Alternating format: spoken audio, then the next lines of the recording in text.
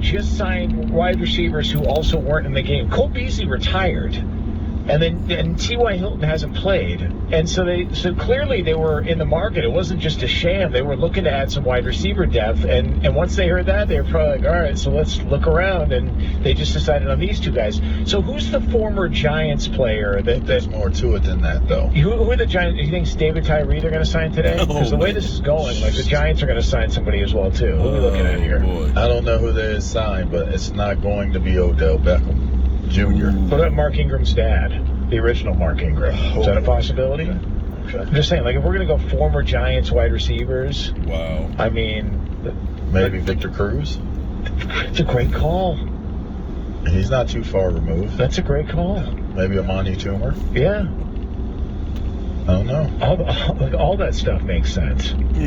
What about Hakeem?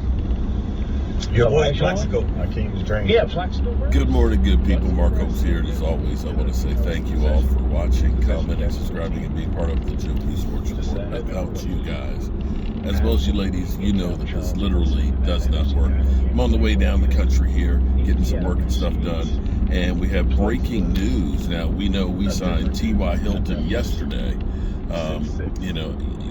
Odell Beckham Jr. did his NFL tour. He saw the Giants and saw Buffalo, came to the Cowboys. We showed him all kinds of love and everything else. And more than anything else, of course, people are saying the Cowboys should be sued for basically malpractice because they basically said there's issues with his knee, it's not ready, which was not a surprise since he just had his second ACL surgery. And so you had to think, even though Jerry Jones is trying to keep the circus going in Dallas, that signing T.Y. Hilton kind of drops the whole idea of having to sign Odell. Here's the thing that's kind of funny or kind of interesting on this is Cole Beasley has just been re-signed by Buffalo. Now keep in mind, he was cut last year at the end of the year. They didn't bring him back.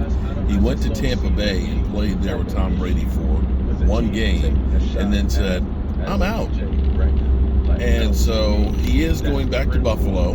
And, he's probably not in bad shape because he was at least working out with Tampa Bay. But you have to think that right now, maybe Odell's words and all of the drama that came around with it, the teams are just kind of like, meh, I don't want to deal with it. The thing that killed me was this whole premise of, I get it, you may not be ready to play. You may not be ready to play right now. That's one thing. But to go through and make a statement like, I don't need to play in regular season. I don't need to play in regular season. I've played football and this, that, and the other, and call me when the playoffs are here. And I'm kind of like, everybody else is supposed to play and get you there, and then you're supposed to come in and get all the glory. That sounds like the same selfish Odell Beckham Jr. So now you have to believe that Buffalo is out, the Cowboys are out. The only team that's left is the Giants. And the Giants are fading fast right now. Granted, everybody in the NFC East is still in the playoff hunt. Is in the playoffs if it ended today, but the Giants have to play Washington and the Eagles still again. And more than likely, they could turn around and Washington could fail. I think that the Lions, who are playing at a high level right now, might be the team that slips in instead of the Giants. But it'll be interesting to see what happens here. So they're joking on Fox Sports there with LeVar Arrington and crew that the Giants will probably sign a player that's been out of football for a while as well.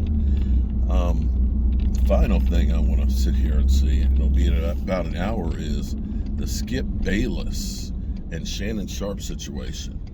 That was ugly. That was no need whatsoever for Skip Bayless to do what he did. And I'm curious today if there will be an apology or if anything's said about it.